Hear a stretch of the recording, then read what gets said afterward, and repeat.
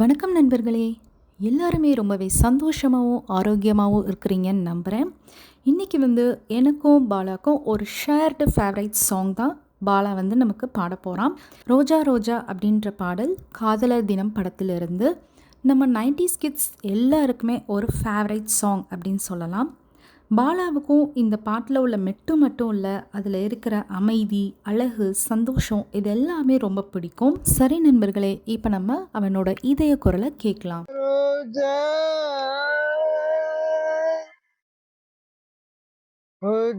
ரோஜா ரோஜா ரோஜா ரோஜா ரோஜா ரோஜா ரோஜா ரோஜா ரோஜா ரோஜா ரோஜா ரோஜா ரோஜா ரோஜா ரோஜா ரோஜா ரோஜா கண்ட பின்னே உன்னிடத்தில் இன்னிடத்தே வீடு வந்தே.